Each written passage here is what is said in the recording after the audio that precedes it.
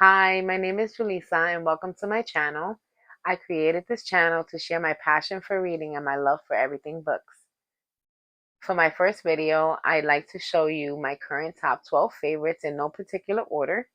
So here we go. Up first, we have Court of Thorns and Roses by Sarah J. Maas. It's popular for a reason, and there's something just about her writing and the worlds that she creates that I just absolutely adore this book. It's a Beauty and the Beast retelling, which I didn't know at first. I tried not to read too much into it before I picked up the book. I tried to be surprised, but I just knew it was popular, so I gave it a go. And it's absolutely wonderful. Like all the characters, I love all of the characters. I love the plot line. I just love how every book builds on each other and, continues to create this world that ties into so many other worlds in the Maas universe. I absolutely love this book. Up next, we have Crescent City by Sarah J. Maas. And Crescent City was one of the books that I had in my TBR for so long. I bought the books.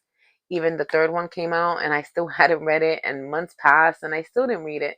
But one day I was like, you know what? Let me just pick it up and let me see what it's about. And from the moment I picked it up, I could not put it down.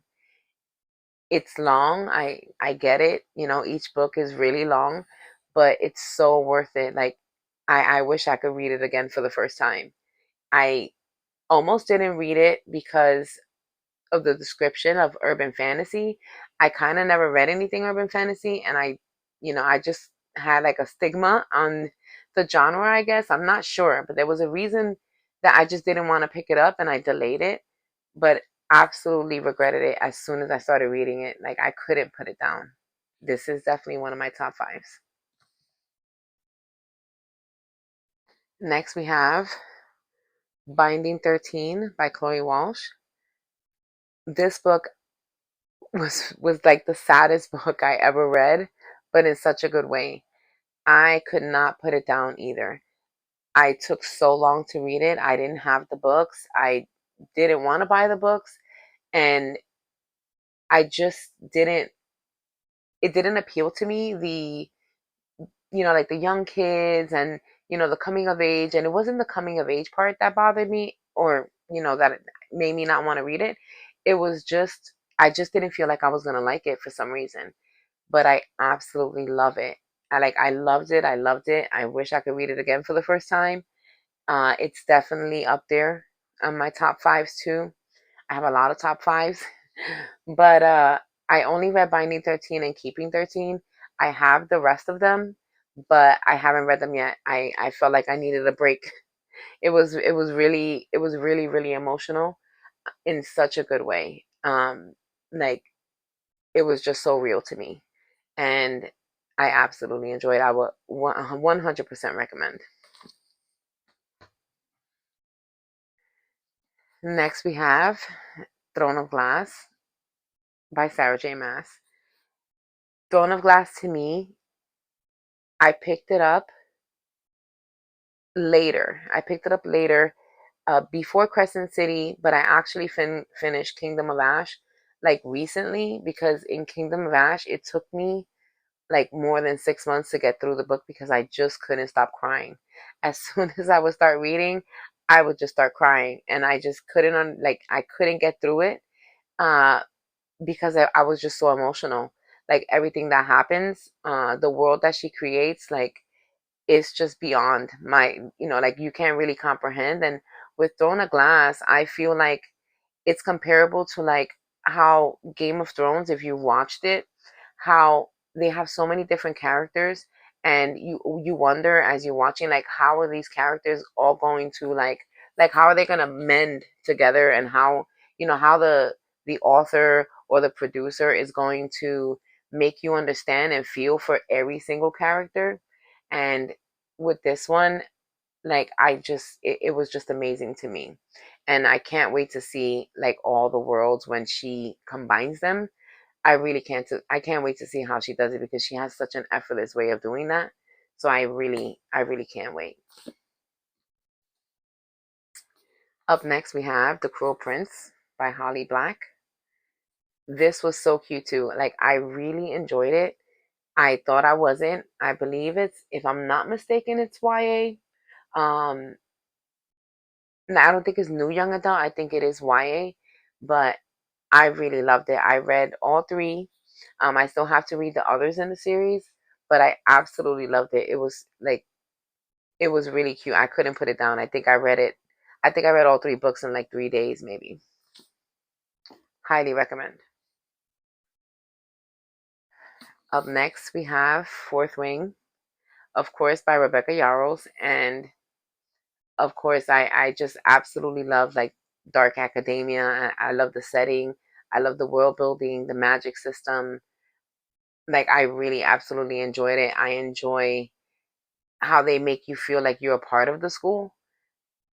It was just truly amazing. And the dragons, of course.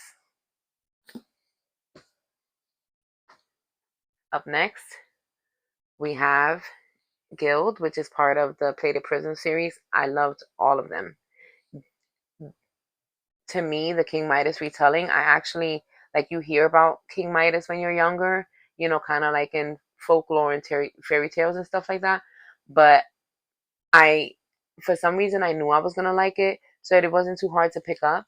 But as soon as I started reading, like, I couldn't put it down. It was one of those series where I just had to get through all of them. And I just had to know what was going to happen. And I really, really enjoyed it all.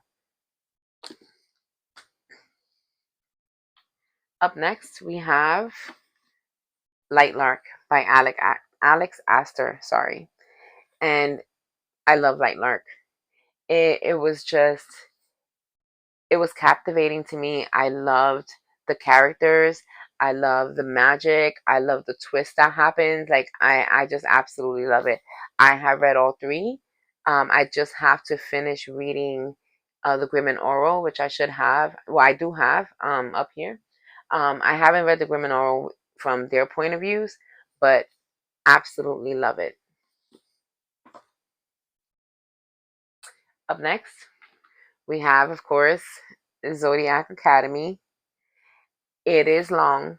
It is long. I believe it's like 24 books in the entire series. I have read all of them and the novellas except for Darkmoor Penitentiary. And I have not read yet the new series, Neverkeep. I am trying to finish up reading other series in order to get to that one before I start it. But absolutely love Zodiac Academy. The school setting, the characters, the ones you love to hate. Like, I just absolutely loved their world and how they incorporated the characters, and I really absolutely love Zodiac Academy. Up next, we have Caraval by Stephanie Garber. Caraval is dear to me. I absolutely love it. It's so different. I believe this one is YA as well, and I really do love it. I love the magic. I love, like the carnival setting. I honestly didn't think I was gonna absolutely love it as much as I did, and it's one of the ones that I always recommend. I have not read yet, uh, the following series. I haven't read it yet. Like Once Upon a Broken Heart. I haven't read them yet, but they definitely on my TBR, like on the top of my TBR, so I can get through them. Up next, we have One Dark Window by Rachel Gillig. Another one that I just couldn't put down. The magic system was so different. You love the characters. It was just something that it was very different and unexpected, and it was one of the books where I didn't necessarily guess everything that was going to happen, before it happened. So it definitely kept me like on my toes, and I absolutely love One Dark Window and Two Twisted Crowns, the second one. Like, both of them in the duology. Like, I would always recommend these. This is definitely in my top 5. And lastly, but not least, we have Kingdom of the Wicked by Kerri Maniscalco. This book, to me, it was so captivating. I felt like I never thought that, I never thought that so many twists could happen, and I wouldn't be able to guess what was gonna happen throughout the whole thing. Like, you follow the character, and you trying to guess what's gonna happen, and every single time, like, I couldn't guess what was going to happen at all. And I really love when books do that, because sometimes, you read a lot of books, especially in the same genres, and especially, when so many books come out with the same plots and the same, so it's very easy to be like, okay, I know what's going to happen, even though sometimes, even if I know what's going to happen, is not something that keeps me from reading a book. I don't necessarily want like a huge spoiler, right? But at the same time, like, I don't want to guess, every single time everything that's going to happen, because it's kind of like, then why are you reading, right? But Kingdom of the Wicked is definitely in my top five. I always recommend. Um, if I have someone that loves to read, that's the gift I'll give them. Like, this is in my top five, and it's like one of my favorites, and I will always recommend. And if you haven't read it, please read it. So I know I didn't go into a lot of detail about all the books that I just recommended, because it's too many. So the video would have been really long if I would have did that. Now, how I rate books, if it's a 3-star read, I enjoyed the book, and I would recommend it. I probably wouldn't read it again, but I definitely would recommend it if it was a 3-star read. 4-star read, now that would be that I really enjoyed the book, and I would recommend the book, and I would continue reading on in the series. It's something that I really enjoyed reading. Like, it's a really good book. 5-star read would be, it was absolutely amazing. I couldn't put it down. It's one of my favorites, and it'll definitely always be on my shelf. Now, a 6-star read, if I give something a 6-star read, that means that is like a holy grail. That was like one of my favorite things. Is definitely in my top five, my group of top five. I will always recommend. Now, if you enjoyed my video and want more of book related content, thoughtful reviews, and honest feedback, please like, share, and subscribe. Thank you so much for tuning into my video. Until next time, bye.